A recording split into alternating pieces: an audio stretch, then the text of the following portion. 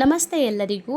ಇವತ್ತಿನ ವಿಡಿಯೋದಲ್ಲಿ ನಾನು ಕ್ವಿಕ್ ಆ್ಯಂಡ್ ಈಸಿಯಾಗಿ ಸೋರೆಕಾಯಿ ಸಾಂಬಾರನ್ನ ಹೇಗೆ ಮಾಡೋದು ಅಂತ ಹೇಳ್ಬಿಟ್ಟು ಇವತ್ತಿನ ವಿಡಿಯೋದಲ್ಲಿ ನಾನು ತೋರಿಸ್ಕೊಡ್ತಾ ಇದ್ದೀನಿ.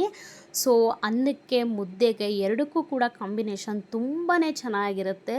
ಇದನ್ನು ಹೇಗೆ ಮಾಡೋದು ಮತ್ತು ಇದಕ್ಕೆ ಬೇಕಾಗಿರೋ ಪದಾರ್ಥಗಳೇನೇನು ಅಂತ ನೋಡ್ಕೊಂಬರೋಣ ಬನ್ನಿ.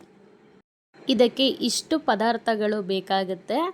ಸೊ ಮೊದಲನೇದಾಗಿ ನಮಗೆ ಬೇಳೆ ಸಾಂಬಾರು ಅಂತ ಹೇಳಿದ್ರೆ ಬೇಳೆ ಬೇಕೇ ಬೇಕಾಗುತ್ತೆ. ಸೊ ನಮಗೆ ಎಷ್ಟು ಬೇಕೋ ಸಾಂಬಾರಿಗೆ ಅಷ್ಟು ಪ್ರಮಾಣದಲ್ಲಿ ನೀರು ತೊಗೊಂಡಿದ್ದೀನಿ ಮತ್ತು ರುಚಿಗೆ ತಕ್ಕಷ್ಟು ಉಪ್ಪು.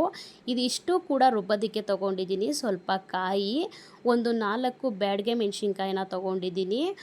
ಒಂದೇ ಒಂದು ಮೀಡಿಯಮ್ ಸೈಜ್ದು ಈರುಳ್ಳಿ, ಒಂದೇ ಒಂದು ಮೀಡಿಯಮ್ ಸೈಜ್ದು ಟೊಮೊಟೊ ತೊಗೊಂಡಿದ್ದೀನಿ.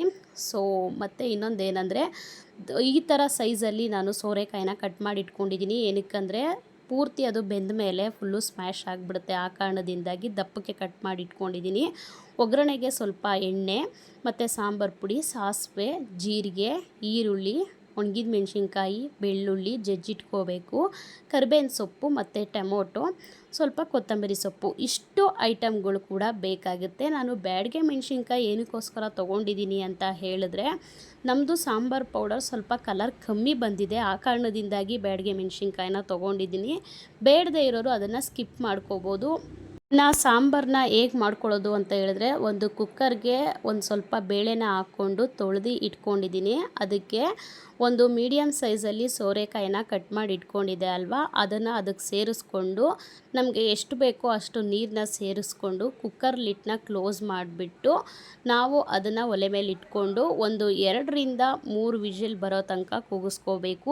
ಬೇಳೆ ಒಂದೊಂದು ಬೇಗ ಬೆಂದೋಗುತ್ತೆ. ಸೊ ಒಂದೊಂದು ಬೇಳೆ ಸ್ವಲ್ಪ ಬೇಯಲ್ಲ. ಆ ಕಾರಣದಿಂದಾಗಿ ನೋಡಿಕೊಂಡು ಕೂಗಿಸ್ಕೊಳ್ಳಿ. ಆಮೇಲೆ ಒಂದು ಚಿಕ್ಕದು ಸೈಜ್ದು ಮಿಕ್ಸಿ ಜಾರ್ನ ತೊಗೊಂಡು ಸ್ವಲ್ಪ ಹಚ್ಚಿಟ್ಕೊಂಡಿರೋ ಕಾಯಿ ಮತ್ತು ಅದಕ್ಕೆ ಸ್ವಲ್ಪ ಒಂದೇ ಒಂದು ಈರುಳ್ಳಿನ ಸೇರಿಸ್ಕೊತಾ ಇದ್ದೀನಿ. 4 ಬ್ಯಾಡಗೆ ಮೆಣಸಿನ್ಕಾಯಿನ ಸೇರಿಸ್ಕೊತಾ ಇದ್ದೀನಿ. ಟೊಮೊಟೊನ ಅದು ಪೂರ್ತಿ ಕಾಯೆಲ್ಲ ನುಣ್ಣಗಾದ್ಮೇಲೆ ಲಾಸ್ಟಲ್ಲಿ ಟೊಮೊಟೊನ ಸೇರಿಸ್ಕೊಂಡು ಮತ್ತೆ ಅದನ್ನು ರುಬ್ಕೋತೀನಿ. ಅದಕ್ಕೆ ಸ್ವಲ್ಪ ನೀರನ್ನ ಆ್ಯಡ್ ಮಾಡಿಕೊಂಡು ಫುಲ್ಲು ನೀಟಾಗಿ ಫೈನ್ ಪೇಸ್ಟ್ ಆಗೋ ತನಕ ಅದನ್ನು ನುಣ್ಣಗೆ ರುಬ್ಕೋಬೇಕು. ಸ್ವಲ್ಪ ತರಿ ಆದಮೇಲೆ ಟೊಮೊಟೊನ ಆ್ಯಡ್ ಮಾಡ್ಕೊಂಡಿದ್ದೀನಿ. ಬಟ್ ಅದು ವಿಡಿಯೋ ಸ್ಕಿಪ್ ಆಗಿಬಿಟ್ಟಿದೆ. ಸೊ ಅದು ವಿಡಿಯೋ ಮಿಸ್ ಆಗಿದೆ. ಸೊ ಆ ಕಾರಣದಿಂದಾಗಿ ಈ ಥರ ನುಣ್ಣಗೆ ಪೇಸ್ಟ್ ಮಾಡ್ಕೋಬೇಕು. ಬೇಳೆ ಮತ್ತು ಸೋರೆಕಾಯಿ ಎರಡೂ ಕೂಗಿದ ತಕ್ಷಣ ಸ್ವಲ್ಪ ಹೊತ್ತು ತಣ್ಣಗಾದಮೇಲೆ ಈ ರೀತಿಯಾಗಿ ಪೂರ್ತಿ ಅದು ಫುಲ್ಲು ಸ್ಮ್ಯಾಶ್ ಆಗಿ ಬೇಯಬೇಕು. ಸೊ ಇದು ಬೀಜ ಏನು ಅಂತ ಹೇಳಿದ್ರೆ ಸೋರೆಕಾಯಿ ಬೀಜ ಬರುತ್ತಲ್ವ, ಸೊ ಅದರದ್ದು ಬೀಜ ಎಲ್ಲ ಓಪನ್ ಆಗಿರುತ್ತೆ ಅಷ್ಟೇ. ಸೋರೆಕಾಯಿ ಅಷ್ಟು ದಪ್ಪಕ್ಕೆ ನಾನು ಕಟ್ ಮಾಡ್ಕೊಂಡಿದ್ರು ನೋಡ್ತಾ ಇರ್ಬೋದು ಪೂರ್ತಿ ಸ್ಮ್ಯಾಶ್ ಆಗೋಗಿದೆ.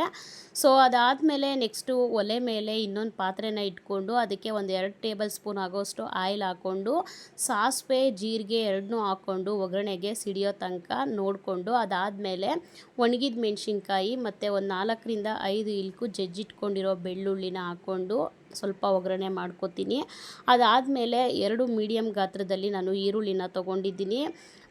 ಆಮೇಲೆ ಅದು ಈರುಳ್ಳಿನ ಹಾಕ್ಬಿಟ್ಟು ಫ್ರೈ ಮಾಡಿಕೊಂಡು ಒಂದು ಸ್ವಲ್ಪ ಕರಿಬೇವಿನ ಸೊಪ್ಪನ್ನ ಹಾಕ್ಕೊಂಡು ಅದು ಫ್ರೈ ಆದಮೇಲೆ ನೆಕ್ಸ್ಟು ಟೊಮೊಟೊನ ಹಾಕ್ಕೊಂಡು ಅದನ್ನು ಕೂಡ ಫ್ರೈ ಮಾಡ್ಕೊತೀನಿ. ಒಂದು ಟೊಮೊಟೊ ಒಂದು ಈರುಳ್ಳಿನ ರುಬ್ಬಕ್ಕೆ ನಾನು ಆಲ್ರೆಡಿ ಹಾಕ್ಕೊಂಡಿದ್ದೀನಿ. ಸೊ ಆ ಕಾರಣದಿಂದಾಗಿ 2 ಹಾಕೋತೀನಿ ಅಷ್ಟೇ ಸಾಂಬಾರಿಗೆ ಒಗ್ಗರಣೆಗೆ.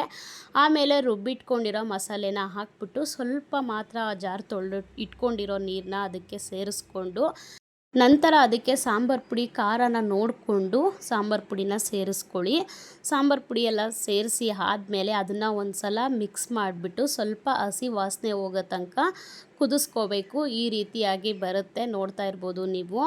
ಅದಾದಮೇಲೆ ಬೇಳೆ ಮತ್ತು ಸೋರೆಕಾಯಿ ಎರಡನ್ನೂ ಕೂಗಿಸಿ ಇಟ್ಕೊಂಡಿದ್ದೀವಿ ಅಲ್ವಾ, ಅದನ್ನು ಅದಕ್ಕೆ ಸೇರಿಸ್ಕೊಂಡು ಪೂರ್ತಿ ಒಂದು ಸಲ ಮಿಕ್ಸ್ ಮಾಡಿಬಿಟ್ಟು ಅದಕ್ಕೆ ಎಷ್ಟು ಬೇಕು ರುಚಿಗೆ ತಕ್ಕಂತೆ ನಾವು ಒಂದಷ್ಟು ಉಪ್ಪನ್ನ ಸೇರಿಸ್ಕೊಂಡು ಟೇಸ್ಟ್ನ ನೋಡಿಕೊಂಡು ಮತ್ತು ಅದು ನಮಗೆ ಯಾವ ಥರ ಗಟ್ಟಿ ಸಾಂಬಾರು ಬೇಕು ನೋಡಿಕೊಂಡು ನೀರು ಸೇರಿಸ್ಕೋಬೇಕು.